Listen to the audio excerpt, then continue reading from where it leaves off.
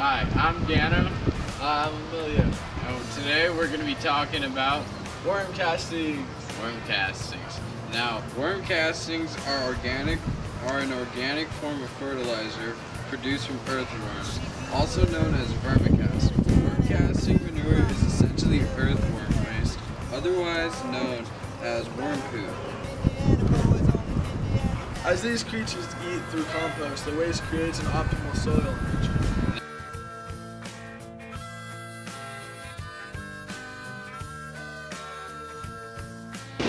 Worm castings have a lot of benefits.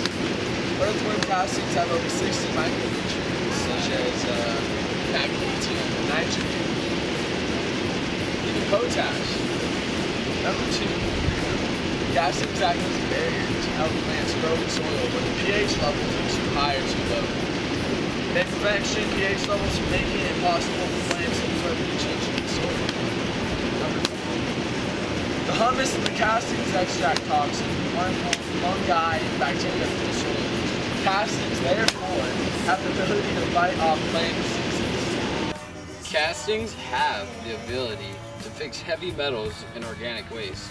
This prevents plants from absorbing more of these chemical compounds than they need. These compounds can be released later when the plants need them. Castings are also an effective way to repel white flies, aphids, and spider mites, and any pest that feeds on plant juices. According to recent studies, applying earthworm castings to the soil around your plants increases the production of certain enzyme that is offensive to these insects. Hello, viewers. Hey, Dano, do you want to go to the worm castings? Yes, I do. Ready? Ready. Oh, shoot, there's red ants here. Oh no, what do we do? Run to the blueberry field.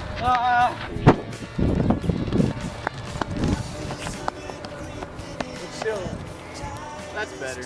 Now, today, what we're going to do is we're going to teach you how to make your own worm castings. Now, all you need is some weird tools and worms and dirt. And a lot of dirt. A lot of dirt. And occasionally dead chickens. Yeah, you can put dead chickens in there too. Anything dead.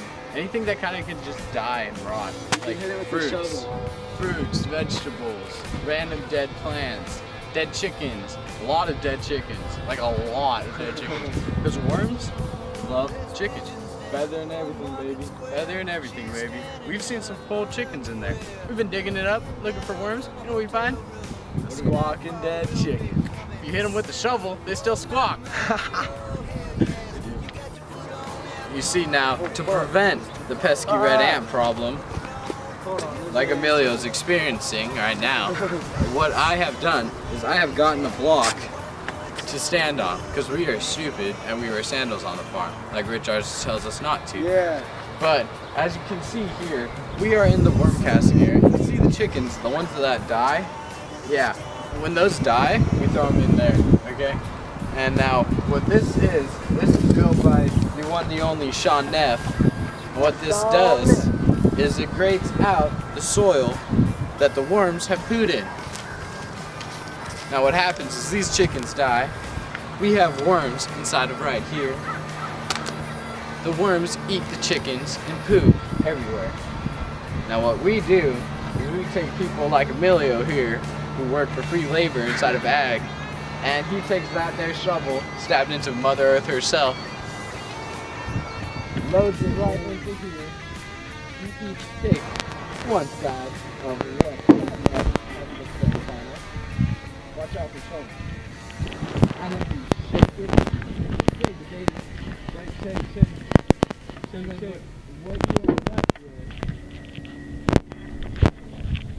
with? Worm poo, but it's mixed in dirt, so that's semi-okay to grab. There's also trash in there. Someone should take that out. We're not gonna do it. But what we do also is we look for the worms that are left over, like this here. Look at this fat motherfucker. God, dude, there's so many fucking bugs. Look at that fat worm. We take those and we throw them right back in there. Yeah, these bugs are tripping, bro. Watch out for bugs. And that is how we get our worm castings. So Dan, I understand that you're going to be teaching us on how to use worm castings. Yes, I am. Well, I have a couple of examples, and one being potted plants. Yeah, well, potted flowers and plants can be easily maintained by sprinkling worm castings on the surface, enabling penetration of nutrients into the soil over time. Apply the castings every 2 to 3 months for continuous absorption of nutrients. Now, you'll be able to see improved results after a few months of usage by mixing in a ratio of about 1 to 3 of the castings to the soil. And remember to have the plant under all favorable conditions possible. To see the best results. That's it. Alright. About this beautiful land that we call home, Mother Earth. Land of Mother Nature, with humans, different species of all kinds in our environment. Well, Emilio, my friend, use of worm castings in the garden is done by spreading them into bed surface. It can also be added during the plantation process by putting handful into dug holes. Side dressing should be done during the season by applying half a cup for every plant. This can be done for 2 months. Oh, really? Now, worm castings have an advantage of not burning your seeds or roots, even when applied in excess. So I had a question about newly planted lawns, because I want to get a new lawn for my front yard and get different grass, but how is it affecting newly planted lawns? Well, the thing is, by mixing it with soil, sprinkling the fertilizer throughout the topsoil and leaving it dry to fine particles, 10 pounds of the casting is suitable for 50 to 80 square feet. You can plant the seeds and water. Okay. So how does worm castings affect? Worm castings can transform the organic waste material into natural fertilizer. This property enables the casting to activate the composting action when applied into compost. Piles until Richards got rid of them. Stupid Richards. Oh wait, I Oh. have it back down.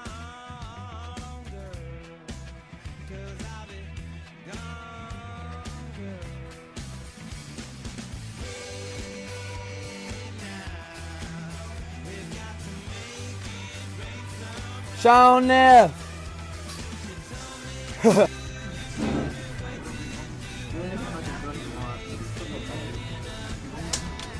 Aw, you bitch.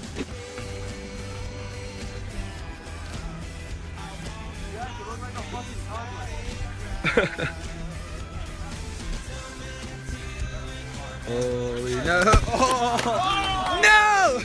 No! Oh, dude. Sean Neff! Jack Mitchell!